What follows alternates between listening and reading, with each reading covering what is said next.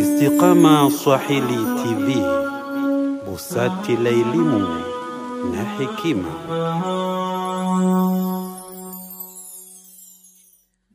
Bismillahir Rahmanir Rahim. Alhamdulillahi Rabbil Alamin.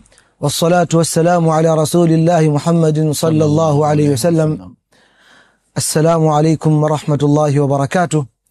Ndugu mtazamaji wa channel ya Istiqama Swahili TV, tunakaribisha tena katika busati la elimu na hekima kwa ajili ya kukufaidisha na kukumbushana mambo ambayo Allah subhanahu wa ta'ala aliyotaka sisi hapa duniani tukumbushane. Lakini vile vile leo tuna mgeni wetu Ustadh Ramadhan amekuja kutembelea katika channel yetu. Tunamkaribisha awasalimie watazamaji. Karibu Ustadh Ramadhan. Santum, assalamu alaykum wa rahmatullahi wa barakatuh. Khair inshallah. Tunamshukuru Allah na ni fursa nzuri hii ya sisi kujifunza kabla ya msikilizaji. Ilivyo kawaida ni hivyo, napokosha nguo basi tuna lengo la kutakasa nguo na zinatakata alhamdulillah, lakini mwisho tunakuta mikono pia inatakata. Tunaomba Allah tukubali katika haya inshallah khair. Amin. Ustadh Ramadhan, mada yetu leo inshallah tazungumza kuhusu da'wa. Naam. Da'wa katika Uislamu. Ndio. Daima tunaambiwa katika Qur'ani, katika hadithi, na mashekhe tunasikia kwamba kila mmoja ana wajibu wa kumlingania mtu au kulingania au kufanya da'wa katika maisha yake. Sasa hii da'wa, vijana wanauliza au jamii inauliza, da'wa ni kitu gani? Nini maana da'wa? Allahumma. Da'wa kama ilivyo katika silsila ya kilugha imepokelewa katika sura Furqani kwa maana ya talab. Imepokelewa katika sura Kahfi neno da'wa kilugha kwa maana ya nida, kuita. Fad'auhum falam yastajibu lahum, kuita. Naam. Leo katika sura Baqara 66 aya kwa maana ya sual, du'u lana rabbaka yubayyin lana ma launuha. Naam. Lakini katika yote baadhi ya maani ikiwemo dua na hivyo hathi kuwahusia watu kuomba dua, lakini maana zote hizi zimekusanya neno talab, kutafuta, kuomba sawa, kutokea kwa kitu, na hivi ndivyo ambavyo tunakwenda kufungamanisha na katika mafuhumu ya kisheria au katika mistalahati ya kisheria. Mafahimu zipo nyingi. Naam. Ni ndivyo hivyo, ni kama alivyozungumza Ibn Amir alivyokutana na Rustum. Naam. Huyu ambaye ilikuwa ni katika ghazwa Qadisiyah. Alivyomuuliza maladhi jaa bikum, naletwa na nini, kwa nini? Asema jina linukhrij al-ibada min ibadati al-ibad, tumekuja hapa kuwatoa watu katika utumwa wa watu. Naam. Tumekuja kuwatoa waja katika utumwa wa kuwatumikia watu vitu, yani kuna watu ndio hivyo wanaabudu watu, hawasikii wito wa Mungu, wanasikia wito wa mabosi wao. Naam. Watu wanaabudu mali, vitu, hawasikii wito wa Mungu, wanasikia wito wa biashara zao. Wanaabudu wanavyoviona kama ndio kila kitu, ndio kila kitu. Naam. Ila ibadati rabbil ibad. Sasa watolewe hako ni mazingira hayo, waletwe katika mazingira ya kumwabudu Mwenyezi Mungu Subhanahu wa Ta'ala, kumnyenyekea Allah, kuwa ni watumwa wa Allah Subhanahu. Naam. Bali akazungumza pia kuendelea akasema wa min dhiqi dunya ila saati ad-dunya wal akhirah. Watoe pia katika ufinyo wa kidunia. Dhiki maana ni dhiki kuwa nje ya dini. Wa man a'rada an dhikri fa inna lahu ma'ishatan dhanka. Tuwatoe huko, tuwalete katika uwanja huu, ghina, utajiri, furaha, amani, saada ya dunia yao na akhira yao. Ndio ile manamila kwamba kabla hapo watu walikuwa wanaishi shida lakini hawaoni. Sasa atakatupelekea katika maisha mazuri, katika maisha mazuri. Ndio manamila salihan min dhakarin au untha falanuhiyanahu hayatan tayyiba duniani hapa, wa huwa mu'min taban. Hayatan tayyiba duniani hapa, si lazima uwe na gari, si lazima uwe na, kwa sababu hatupimi kwa vitu kama hivyo. Naam. Wala najziyannahum ajrahum bi ahsani ma kanu ya'maluna, kisha tutawapa ujira wao hawa akhira kwa yale waliokuwa kifanya katika dunia yao. Ndio kazi hii inayofanyika ya dawa, kuwatoa kwa fikira hizo, kuweta katika fikira kama hizi. Lakini pia min juri al-adyan ila adli al-islam, watolewe, asema Ibn Amir, tuwatoe katika mfumo wa dini, huwa dhulma ya dini hizo, giza la dini hizo zinginezo ambao watu wameanzisha kwa ujanja wao wapate maslahi yao na kadhalika, tuwalete katika dini hii ambayo ndiyo yenye kukubalika kwa Mwenyezi Mungu Subhanahu wa Ta'ala. Wa man yabtaghi ghayra al-islam dina falan yuqbala minhu. Kwa maana yake anasema hii dini ambazo watu wamezipanga zitakuwa kinyume na maumbile. Sisi tunataka dini ambayo inakwenda na maumbile binadamu, kama hakuna ugumu ndani. Naam. Kwa hivyo kauli hii unaichukua katika mafuhumu haya sasa, kufupisha kwamba mafuhumu ya dawa unaweza kusema ni tablighu nasi, tablighu al-islami linnas. Naam. Kufikisha Uislamu kwa watu. Alafu baada ya kufikisha pia taalimuhum iya, wafahamishwe, waelimishwe, wajulishwe, watambulishwe vizuri, wajue swala zao, funga zao, Uislamu wao, zaka na hivyo. Watatbiquhu, si tu kwamba tayari tumejua. Warabu walizungumza hivyo, aslamna, amanna, tumeamini. Katika Qur'ani Mungu asema qulu aslamna, sema tumesilimu tu, walamma yadkhulul imanu fi qulubikum, wa illa kama haipo tatbiki na kadhalika itabaki ni jina la Uislamu, lakini kuna vitendo hakuna mfumo wa Kiislamu, maana yake inakuwa ni kwa kama mtu kusema kwamba mimi ni Muislamu najua kusali kwa tabaki Uislamu shape, lakini uhalisia si Muislamu, kwa sababu Uislamu sio jina tu na vitendo tatbiki. Kwa maana kwa Ustadh Ramadhan sisi tunafahamu ya kuwa na tunamwelekeza mtazamaji kwamba da'wa na mambo matatu. Da'wa kwanza ni kufikishia mtu Uislamu, maka hajui kitu, hajifahamu Uislamu na afikishiwe. La pili da'wa vile vile kwamba afahamishwe kwamba Uislamu, jamani, huu ni Uislamu, uko vipi? Kuna 1 2 3 4 5. Kwa maana mtu anaingia katika Uislamu aelewe nini Uislamu, nini nifanye. Jambo la tatu tumpe njia, tumfahamishe kwamba aweze kufanyia kazi katika maisha yake. Kwa maana Uislamu auvae, sio kwamba asema maneno tu kama mimi Muislamu shatosha. Kwa hiyo Ustadh Ramadhan vile vile huu Uislamu tunataka sisi kulingania katika Uislamu, lakini mtu kufanya jambo kamili ni kubwa, lazima mtu uwe na kigezo, uwe na mfumo maalum ambao unaofanya ili uweze kufanikiwa. Na kigezo chetu sisi sote katika ummati wetu ni Mtume Muhammad sallallahu alaihi wasallam. Vipi Mtume alikuwa katika na da'wa, alikuwa vipi katika maisha yake? Alayhi salatu wassalam, sallallahu alaihi wasallam, salla alayhi Allah.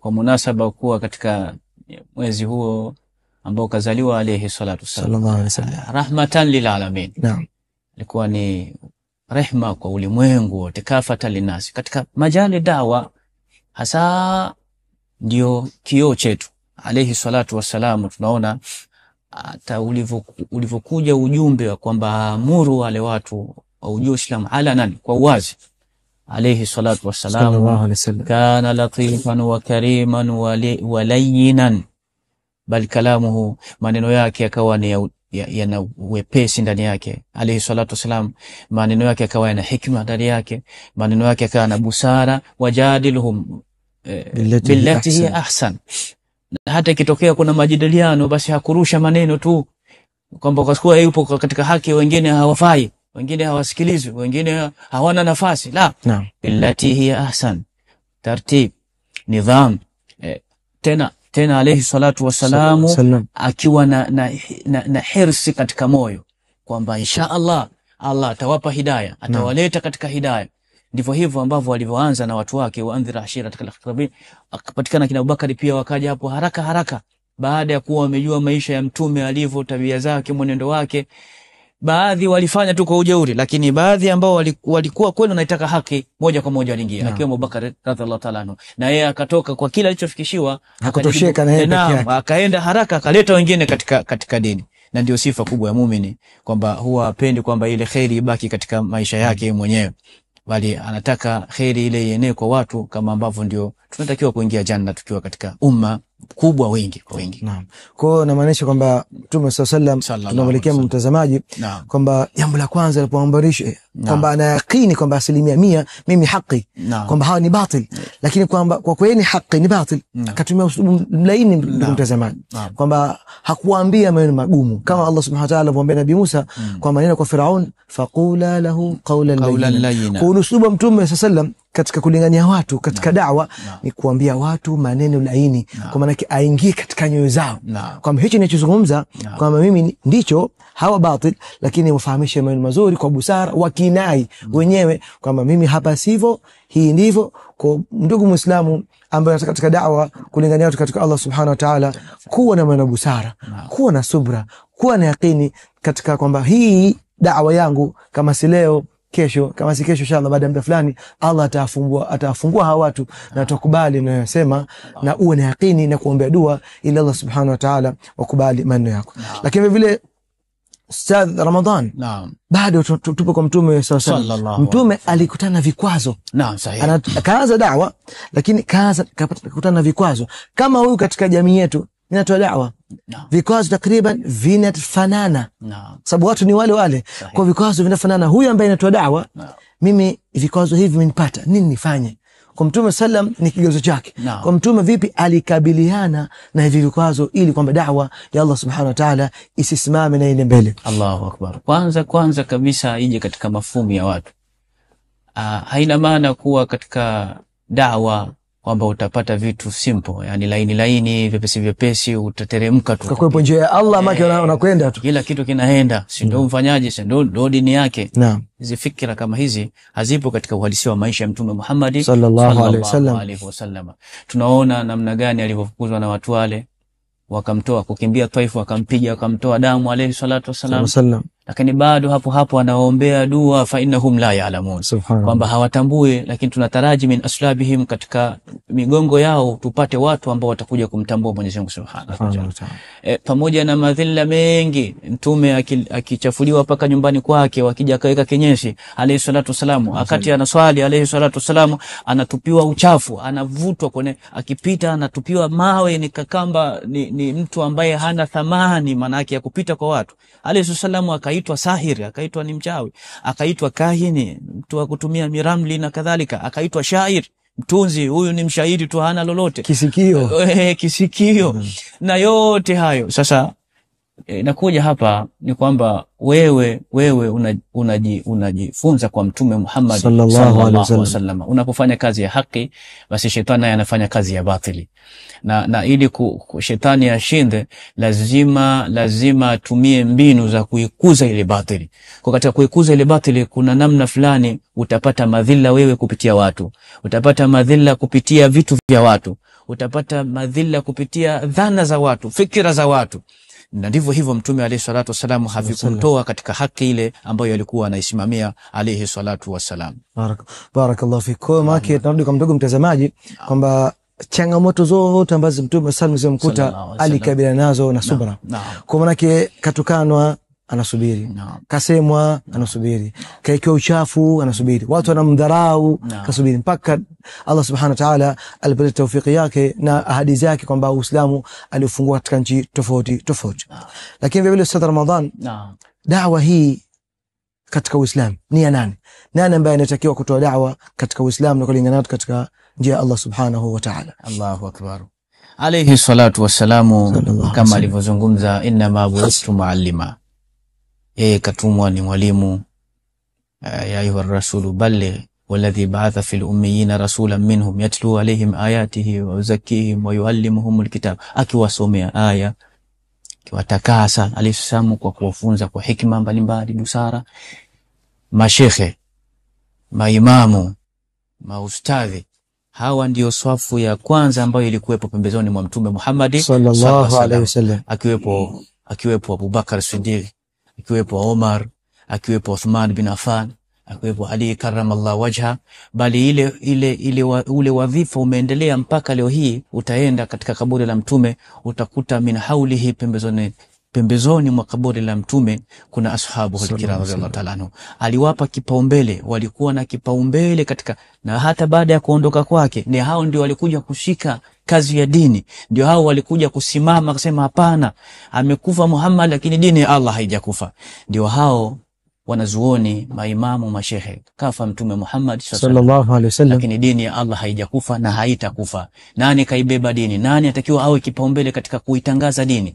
Ni hawa ambao wana basira. Ndio Allah akisema, kul hadhihi sabili ad'u ila Allah ala basira, ana wa manittaba'ani, kwa utambuzi kwamba hao wanaotambua ndio inatakiwa wawe mbele, wawe ni miraat, kioo. Mimi huku nyuma ambaye nakufuata, tatizama unafanya nini, tatizama unazungumza nini, kwenye kauli zako, kwenye vitendo vyako, muamala wako, kwenye biashara yako, kwenye kalam, mazungumzo yako, kuna nini kwako. Tabani ikiwa ni kama mfuasi ama wewe ambaye unachukua jukumu la kuongoza watu, manake unatakiwa uwe katika tahali bi mahamidil akhlaqi nzuri, katika maneno, katika vitendo, muonekano wako unaonekana vipi. Bali ndivyo hivyo dawa inapokwenda kuwa kubwa na inakuwa na nguvu zaidi. Wa ila watu watasema kama alivyozungumza Allah, lima taquluna ma la tafalun, kwa wanazuoni. Lakini haina maana kwamba uwanja utaishia hapo. Hakuna mtu ambaye amefika kiwango cha mwisho katika elimu dunia kusema mimi nimemaliza elimu yote. Hakuna. Muda mdogo, lakini tungezungumza habari ya Musa alayhi salam na Khidr, namna ambavyo kwa kuzungumza kwake na Allah kadhani mpaka kwamba hakuna yoyote duniani ambaye atakuwa ananifikia, lakini Mungu akampeleka sehemu za wavuvi huko Khidr, huko baharini, akaja kujigundua Musa kwamba kumbe kuna mjuzi zaidi yake. Kwa nakusudia kuzungumza haya kwa yule ambaye mwenye alifu atafikisha kwa alifu alionayo. Aliyopo katika baun atafikisha kwa ile bau alionayo. Aliyopo katika taun, yaun, barakallahu fika, utafikisha kwa usaa ambao upo nao, ambao taka ulionayo aliyokujalia Mwenyezi Mungu Subhanahu. Kwa kullukum rai wa kullukum mas'ulun an ra'iyatihi. Aya zikaja, kuntum khaira umma ukhrijat linnas ta'muruna bil ma'rufi wa tanhauna 'anil munkari. Bal qawlu subhanahu wa jalla, wal mu'minuna wal mu'minatu ba'dhuhum bi ba'd awliya'u ba'd ya'muruna bil ma'rufi wa yanhauna 'anil munkari, kwamba kila mmoja ana jukumu la kufikisha da'wa kwa kadri ya uwezo ambao atakuwa katika basira kwa hicho alichonacho jaliwa na Mwenyezi Mungu Subhanahu wa Jalla. Kwa Ustadh Ramadhan, tunaelekea kwa ndugu watazamaji, kwa fupishia kuambia kwamba da'wa ni ya kila mtu. Asikajitoa kama mimi bana siwezi da'wa, kwamba ule mchango wako Allah alikupa na ile nguvu yako Allah alikupa, basi mtu anatoa kadri ya uwezo wake. Umesoma kama ulivyosema kidogo hadithi 3, basi hadithi 3 tufikishe. Umesoma manne wafikishe. Allah akakupa mali, fikisha kwa mali. Allah akakupa nguvu, fikisha kwa nguvu. Kwa maana kila mmoja anatoa kwa juhudi yake au kwa alivyo Allah Subhanahu wa ta'ala alivyompa, na hakuna mtu ambaye anayesalimika katika grupu la da'wa. Kwa kila mmoja atafute, angalie nini ambacho Allah Subhanahu wa ta'ala kanipa na uwezo kutoka katika fi sabilillah Subhanahu wa ta'ala. Subhanallah. Ndo hapo ikaja amri, na ndani kuna takhfifu, bali huwa ni walau biaya. Maana hatoki mtu kwenye dharura, hana mtu dharura, japo al-Fatiha umehifadhi, soma shahada al-Fatiha, fikisha hiyo. Maana hakuna muislamu ambaye hifadhi sura al-Fatiha. Subhanallah. Lazima uhifadhi sura al-Fatiha. Kwa hiyo Fatiha nijua, kwa mimi nikidarsa au nafundisha watu ambao wengine hawajui, rafiki zangu, katika sura al-Fatiha. Ya Rabbi. Lakini vile vile Ustadh Ramadhan, kwamba hii dawa, tunasema kwamba watu wote hapa hawasalimiki na dawa, na kila mmoja ana wajibu wake kadri ya uwezo wake. Baba na mama nyumbani wana mchango gani katika dawa katika nyumbani? Nafikiri hata tukienda katika fikira za kidunia, kama ni rais anaanza ndani, na tukija kiakhira basi wali wa Mwenyezi Mungu anaanza ndani. Mimi naliona kwa sababu na familia. Kuna vitu navifanya mtoto wangu bila hata kumwambia yeye mwenyewe naona navifanya. Subhanallah. Kuna vitu navizungumza mtoto wangu bila hata kumwambia, nakuta na yeye anavizungumza. Subhanallah. Ndivyo hivyo mzazi, unatoka vipi nyumbani, unavaa vipi, unakula vipi, unalala vipi, unaamka vipi, mtoto anachukua yote kabla al-ustadhi, kabla al-muallim, kabla ya huko atapokwenda. Kwanza anaanza, kwa sababu ndio yupo katika nyumba na masaa 24 anakutana na ahwali zile, inakuwa ni vipesi sana kubaki vile vitu katika akili yake, katika ubongo wake, kifua chake, bali hata kuviingiza katika vitendo. Kwa tunazungumza haya tukiwa na maana ya kwamba mzazi una fursa nzuri ya kumjenga mtoto wako akawa ni katika heshima kwa kumcha Mwenyezi Mungu, au kumharibu akawa ni sababu ya kufuata njia za shetani, waliyadhu billah. Mama al-ummu madrasa, bal hiya aula hata akthara min zawjiha, sababu mama masaa 24. Na hivi juzi tu rafiki yangu ambia, bana mimi na wiki 2 sipo nyumbani, wiki 2 sipo nyumbani. Sasa watoto wapo na nani wale nyumbani? Watoto wapo na mama. wal ummu madrasa, ndio akawa mama ni shule, ni madrasa, ni Qur'an, mama ndio kila kitu katika nyumba. Kwa sababu Ramadhani inamaanisha kwamba hata kama baba hana elimu hiyo, basi alichopata hichi kwa vitendo na kwa maneno, afanye da'wa nyumbani. Na hii si ndogo, sababu akitoa watoto wazuri kwa mtaa mzima utafurahi kwamba hawa ni watoto fulani. Lakini kwamba akiwatoa watu wabaya, huyu wa fulani bana, kwa maana yake mtoto anapata matatizo, anasema vibaya na kwa mzee wake, kwa anatoka na mtoto kama anatoka na mzee, kwamba mtu akisema hakulelewa, kwa maana yake anamaanisha kwamba mzee wake hana malezi. Kwa maana yake, ndugu mtazamaji, kwamba mzazi au mama au baba, na vile vile kwamba Uislamu umempa fungu lake katika da'wa, kwamba yeye alinganie nyumbani kwake kwa wanawe kwa mawili, ima kwa maneno mazuri aseme kuambia wanawe kasali hivi na hivi, lakini vile vile kwamba vitendo vyake Uislamu kama ustadhi anasema au vae kwa mtoto aone baba vipi anavaa, vipi analala, vipi anaamka, vipi anaongea na rafiki zake, vipi anaongea na mama. Kwa wote watoto wanachukua darasa kwamba vipi ni mimi niwe katika maisha yangu. Lakini vile vile mmoja anasema katika Arabu, idha kana rabbul baiti biduf'i dhariban, ikiwa baba anapiga ngoma, fala talumanna al-ithala birraqsi, basi usilaumu watoto kucheza. Leo mzee anakata panki, lakini anaambia usikate panki, ni vigumu. Na leo mzee anavaa suruali ni mbana, anaambia usivae suruali hiyo. Leo mzee akina mpira anavaa kibukta. Kwa da'wa iko wapi hapa? Kwa da'wa kama alivyosema ustadhi ni janib ni vitendo, kufikisha bali vitendo. Limatakuluna ma la tafalu. Lakini vile vile ustadh Ramadhan, tunakuja katika walimu wa madaris, walimu wa skuli na maimamu. Hawa watu hawa wana mchango gani katika da'wa kwa ajili ya kulingania watu katika Uislamu? Subhanallah alazim. Wao nafikiri ndio wameushika umma kichwani. Subhanallah. Sasa kama wataamua kuwaachia, manake wanaenda kuua umma.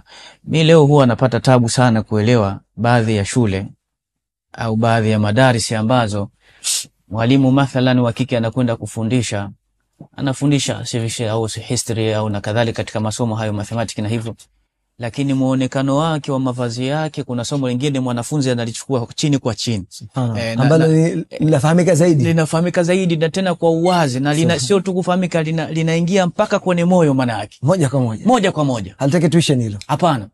Wala hahitaji kwamba wiki fulani mje au siku fulani, ile pale anatoka nalo yule mwanafunzi.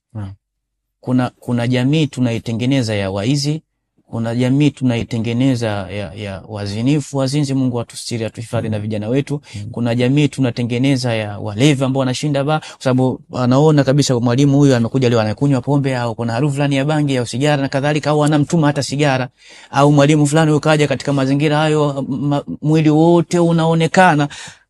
Sasa katika mazingira kama hayo, huyu anachukua zaidi kwenye ile yale anayoyapata kwa vitendo, kwa muonekano zaidi kuliko anayosikiliza ambayo anayopewa kule ubaoni. Na ndio maana Musa alayhi salatu wassalam, hata namna alivyoathirika, naye aliathirika baada ya mushahada, alivyoambiwa ujumbe na Mwenyezi Mungu kwa kusikiliza kwamba kuna kitu watu wametoka katika njia ya Mungu, wanaabudu ng'ombe sasa hivi. Jaziba ikapanda, lakini akafanya haraka kufika katika mazingira yale, anatizama kweli kwa macho yake, jaziba ikapanda zaidi. Fa akhadha bilihiyati akhihi, akamvuta ya akhi Harun. Wanafanya nini? Wanachuona wasema laysa al-khabaru yani kalmushahada. Haijawa ile kumfikishia, kumsikilizisha, kama ile kushuhudilia, kutizama, ndio yanayokwenda katika mashule. Sasa tutahadhari sana kwa sababu watu wanachukua elimu zaidi kitabia kuliko kuchukua kimaneno. Kwa maanisha ustadhi kwamba na vile vile kwa upande wa walimu, maimamu, wana mchango aina mbili kama wazee, kama vitendo vyao na vile vile kwamba na maneno yao mazuri yale ambayo wanayozungumza. Kwa ustadhi, naona muda umetuacha mkono, na watazamaji wanataka kalima dakika moja. Kitu gani nasaha unazowapa kupitia mada yetu ya leo? Dakika moja ustadhi, sababu muda unatuacha mkono. Tuvae Uislamu wa ambao unaeleza watu kwamba huu ndio Uislamu. Yani kwa mfano haraka tumevaa kanzu sawa, lakini mimi nimegeuza ndani nje ndani. Katika mtizamo, wewe ukitoka katika jamii, mtu atakuona waajabu, mbona kavaa kanzu yule, lakini kanzu ndio ni kanzu, lakini katika mtizamo unaonekana waajabu, unaonekana kama upo sawa. Sasa maimamu, mashekhe na hao wote ambao tuna jina Uislamu, tuvae uhalisia wa Uislamu. Na tusibaki katika kopi kwamba wazee wetu walikuwa hivi, waliishi hivi na kadhalika, bali tuufikishe Uislamu kwa uhalisia wake, kwa vitendo na kauli njema. Lakini kwa kufungia Ustadh Ramadhani vile vile na Salim kujengia na mwisho, hii da'wa ni je, sisi tunapolingania watu tunalingania makafiri au Uislamu au vipi? Subhanallah. Nusu dakika na kubasa. Subhanallah. Kulingania ni kwa umma mzima. Huyu alikuja rahmatan lil alamin, kafatan linnas. Bali hata baadhi aya inaonyesha kwamba jadiliana nao au hawakuwa katika Uislamu. Wale wanafikishwa Uislamu, waingie kwa Uislamu. Waislamu wanakumbushwa kunako Uislamu wako. Fa inna dhikra tanfa'ul mu'minin. Kwa da'wa mafhumu ya aya hii, manake ukitaka kumkumbusha yule ambaye sio Muislamu itakuwa ni vigumu. Lakini kwanza aingie kwa Uislamu alafu ndio uje huko. Kwa da'wa inakusanya kwa kafiri katika Uislamu, lakini Muislamu afahamishe Uislamu wake nini unamhitaka katika maisha yake ya kila siku. Ndugu Muislamu, kama tulivyoona katika kipindi chetu hichi kwamba da'wa ni kumlingania mtu katika Uislamu au da'wa kukumbushana mambo ya Kiislamu. Lakini vile vile tumeona katika kipindi chetu kwamba da'wa sio mtu maalum, sio ustadhi pekee yake madrasa, wala sio imamu, wala sio fulani. Da'wa inakusanya watu wote, kila mmoja anatoa mchango wake kwa uwezo wake. Ikiwa mtu ana mali, anamsaidia fulani kwa ajili ya kutoa da'wa. Ikiwa mtu ana fikra, ikiwa mtu ana nguvu, ikiwa mtu ana gari, kila mmoja anatoa kwa uwezo wake. Ikiwa mtu anajua matatu, atafahamisha matatu. Asikubali kwa hivi ende kwa Allah subhanahu wa ta'ala kaulizwa, nini ulifanya kwa ajili ya Uislamu? Ulitoa kitu gani, mchango gani kwa ajili ya Uislamu? Kwa jambo kama hili ni jambo la watu wote, na kila mtu asisahau kujikea katika maisha yake au na mchango katika Uislamu. Wa hadha, assalamu alaykum wa rahmatullahi wa barakatuh. Istiqama Swahili TV, busati la elimu na hekima.